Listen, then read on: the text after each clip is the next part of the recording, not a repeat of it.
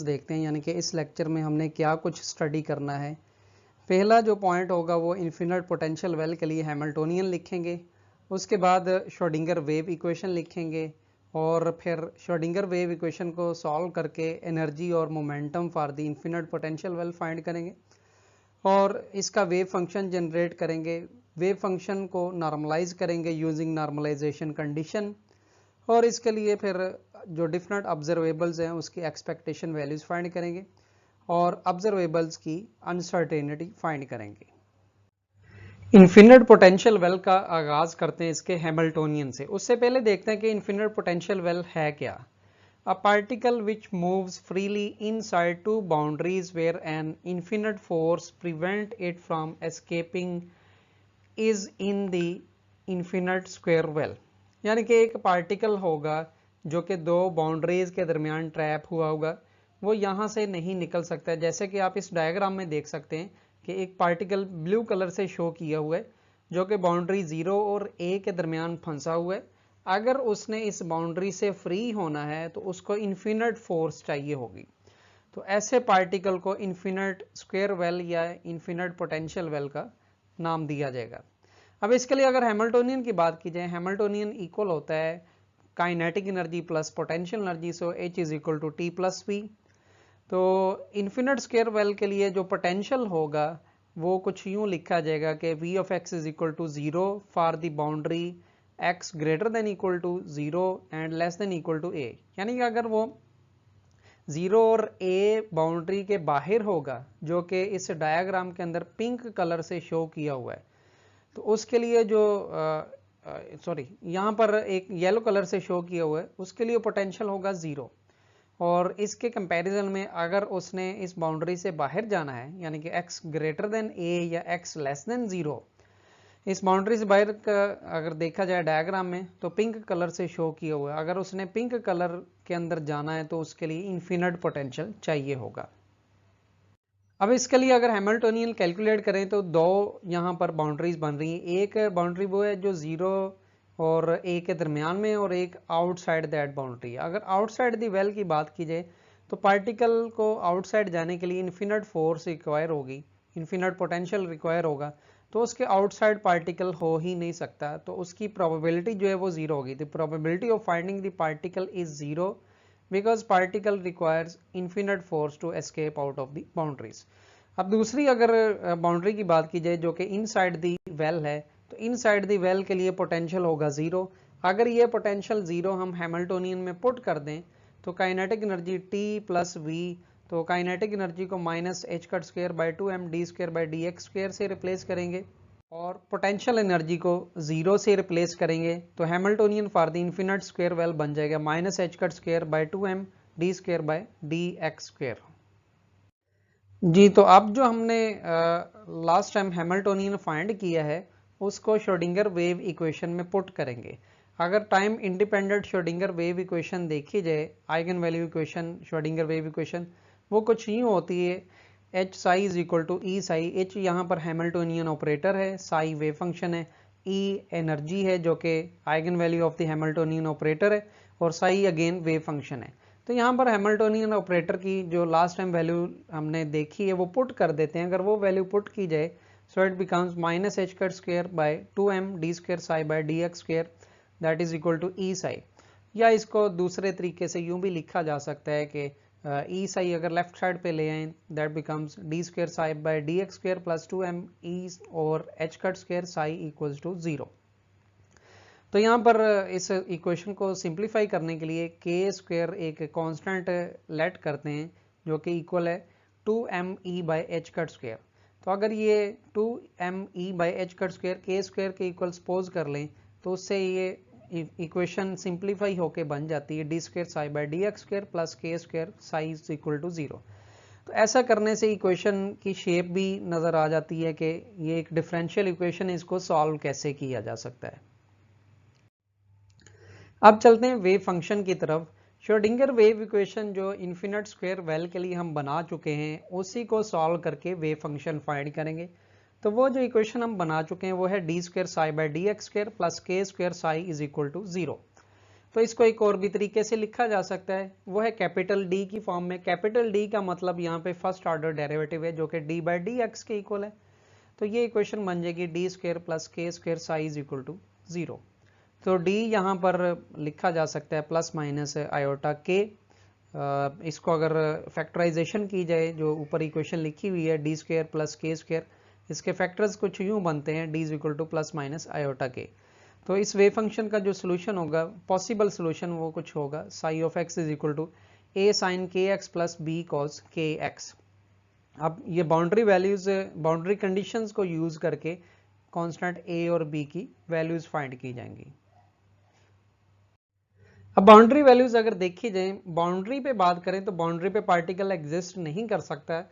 Particle या तो boundary के अंदर हो सकता है या बाउंड्री के बाहर। तो ये यूं ही कह लें कि जैसे कोई आदमी एक कमरे की दीवार में नहीं खड़ा हो सकता, वो कमरे के अंदर होगा या कमरे से बाहर होगा। तो दैट्स वाई जो उसकी प्रोबेबिलिटी है पार्टिकल की एट बाउंड्रीज वो 0 हो जाती है। तो हम ये कह सकते हैं कि वेव फंक्शन साई ऑफ 0, 0 का मतलब है कि लेफ्ट बाउंड्री, साई ऑफ ए इसका मतलब है राइट बाउंड्री। तो बाउंड्रीज पे उसकी प्रोबेबिलिटी 0 बन जाती है। तो अगर x इक्वल टू 0 इक्वेशन 1 में पुट कर दें तो वो इक्वेशन कुछ ये बन जाएगी, psi of 0 is equal to a sine के एक्स था, x को हमने 0 से रिप्लेस कर दिया, प्लस बी कॉज के एक्स, इसी तरह यहाँ पर भी x को 0 से रिप्लेस किया। तो साइन के इंटू 0 0 बन जाता है। तो यहाँ पे हमारे पास कॉज के ऑफ 0 1 बन जाएगा। So psi of 0 will become equal to b। तो ये कांस्टेंट b आ गया। अब इसी तरह से अगर साई ऑफ 0 को हम 0 पुट कर दें, यानी कि जो बाउंड्रीज पे प्रोबेबिलिटी है वो 0 है, तो उस रिस्पेक्ट से कांस्टेंट b 0 बन जाता है। तो वेव फंक्शन की जो फाइनल शेप आ गई वो कुछ ये बन गई, psi of x is equal to a sine के एक्स। तो इसको इक्वेशन नंबर 2 का नाम दे देते हैं। तो इसी तरह से दूसरी बाउंड्री जो है वो अगर पुट की जाए जो कि x इक्वल टू ए, तो ये अगर इक्वेशन नंबर 1 में पुट करें, सॉरी इक्वेशन नंबर 2 में पुट करें, तो psi of a will become equal to a sine k a. तो ये वेव फंक्शन हम फाइंड कर चुके हैं for the infinite potential well, लेकिन ये वेव फंक्शन है अननॉर्मलाइज्ड। इसको अब नॉर्मलाइजेशन कंडीशन यूज करके नॉर्मलाइज किया जा सकता है। लेकिन उससे पहले एक चीज आपको बता दूं कि यहाँ पे स्टिल एक कांस्टेंट अननोन है जो कि कैपिटल ए है। तो इस कैपिटल ए की वैल्यू दूसरी बाउंड्री कंडीशंस यूज करके या नॉर्मलाइजेशन कंडीशन यूज करके फाइंड की जाएगी। अब इक्वेशन 2 के अंदर अगर हम psi of a is equal to 0 put कर दें तो 0 becomes equal to a sine k a. इससे जो कंडीशन बनती है वो ये है कि जो आर्ग्यूमेंट के एन ए है, साइन का आर्ग्यूमेंट, वो एन पाई के इक्वल होगा, क्योंकि साइन कोई भी पाई का मल्टीपल है तो उस पे वैल्यू 0 देता है। तो वहां से हमने गेस किया कि के एन, एन यहाँ पे रिप्रेजेंट कर रहा है कोई भी वैल्यू 1 2 3 एंड सो ऑन। तो यहाँ पर ये K N A becomes equal to N pi. तो इसको सॉल्व करें, के एन बन जाता है एन पाई ओवर ए। तो ये वैल्यू अगर इक्वेशन 2 में पुट कर दी जाए, वेव फंक्शन की जो फाइनल फॉर्म बन जाएगी वो होगी psi n of x is equal to a sine n pi by a into x, यानी कि के को हमने यहाँ पर एन पाई बाई ए से रिप्लेस कर दिया है। याद रखें ये अगेन वेव फंक्शन की वो वैल्यू है जो कि अननॉर्मलाइज्ड है। तो इसको नॉर्मलाइजेशन कंडीशन के थ्रू सॉल्व करके कांस्टेंट ए की वैल्यू फाइंड करेंगे, वो बन जाएगा फाइनल वेव फंक्शन।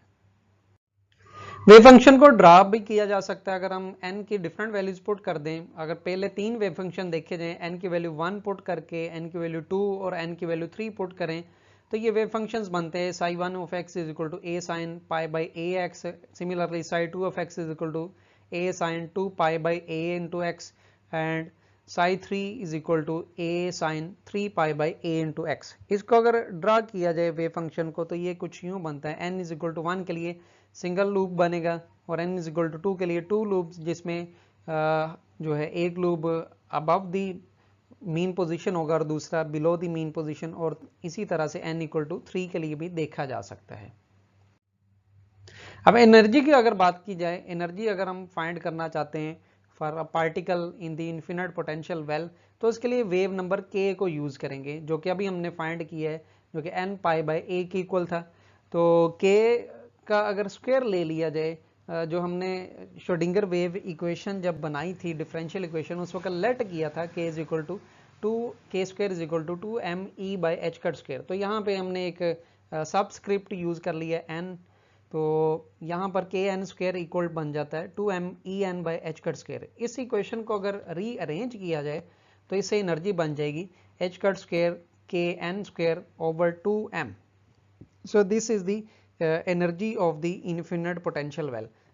अब यहाँ पे n की डिफरेंट वैल्यूज रिप्लेस करते जाएंगे तो ये energy for the different values बनती जाएगी, लेकिन k की जो हमने वैल्यू अभी फाइंड की है वो इधर रिप्लेस कर देते हैं, जो कि इक्वल है n π/a। तो ये वैल्यू रिप्लेस करके एनर्जी की फाइनल इक्वेशन बन जाएगी n² h² π² ओवर 2ma²। अब इस इक्वेशन में अगर गौर किया जाए h² π² ओवर 2ma², ये सारे फैक्टर्स कांस्टेंट हैं, सिर्फ और सिर्फ यहाँ पे जो एनर्जी की वैल्यू वो डिपेंड करेगी n पर। तो अगर एटम से अगर इसको रिलेट किया जाए तो एटम में यूं होगा कि अगर पहले शेल की बात की जाए उसके लिए एनर्जी बन जाएगी h² π² 2ma²। दूसरे शेल की बात की जाए तो 4 टाइम्स, तीसरे शेल की 9 टाइम्स, तो इसी तरह से एनर्जी इंक्रीज होती जाएगी। However, this is the formula for the energy of a particle inside the infinite square well. इस एनर्जी को यहाँ पे ड्रा भी किया जा सकता है, जैसे मैंने अभी बताया कि एनर्जी के लिए फार्मूला देखा जाए तो E1 बनता है h² π² over 2ma²। Similarly E2 4 times बन जाएगा, E3 9 times h² π² bye 2ma²। तो एक तो बात यह है कि ये एनर्जी क्वांटाइज्ड है, और इसको अगर आप इस ग्राफ में देखें तो ग्राफ में डिफरेंट k की वैल्यूज के लिए एनर्जी प्लॉट की गई है। तो आप ये देख सकते हैं कि k1 के लिए जो एनर्जी है वो कम है, k2 के लिए एनर्जी ज़्यादा है, k3 के लिए उससे ज़्यादा है। लेकिन एक और चीज़ नोट की जा सकती है कि जो ही हम E1 से E2 पे जाते हैं तो ये रैपिडली इंक्रीज हो रही है, और जैसे जैसे E2 से E3 में जाते हैं ये और तेज़ी से इंक्रीज हो रही है। तो ये डिफरेंस आप इसका नोट कर सकते हैं कि E1 और E2 में डिफरेंस कम है, E2 और E3 में डिफरेंस ज़्यादा है, सिमिलरली E3 और E4 में डिफरेंस उससे भी ज़्यादा है। जी, तो अब जो हम वेव फंक्शन फाइंड कर चुके हैं उसको नॉर्मलाइज करेंगे, यानी कि उसमें जो अननोन कांस्टेंट a है उसकी वैल्यू फाइंड करेंगे यूजिंग नॉर्मलाइजेशन कंडीशन। अगर नॉर्मलाइजेशन कंडीशन देखी जाए तो ये general normalization condition in one dimension है, जो कि psi mod square dx integral from 0 to a, 0 पहली बाउंड्री और a दूसरी बाउंड्री को शो कर रहा है, तो ये इक्वल टू 1 आना चाहिए। इसका मतलब ये है कि sum of all the probabilities inside that boundary must be equal to 1। तो वेव फंक्शन जो हम फाइंड कर चुके हैं psi of x is equal to a sin kx, उसी को इधर यूज करेंगे। अगर ये वेव फंक्शन साई को रिप्लेस कर दें a sin kx तो ये बन जाता है a mod square sin square kx dx integral from 0 to a equal to 1। तो इस इंटेग्रल को अगर सॉल्व करें, सॉल्व करने पे a mod square a/2 equal to 1 आता है, और इसको रीअरेंज करके a mod यानी कि कांस्टेंट a की वैल्यू बन जाती है 2/a²रूट। तो अभी जो हम नॉर्मलाइजेशन कंडीशन के थ्रू नॉर्मलाइजेशन कांस्टेंट फाइंड कर चुके हैं उसको अननॉर्मलाइज्ड वेव फंक्शन में पुट करेंगे।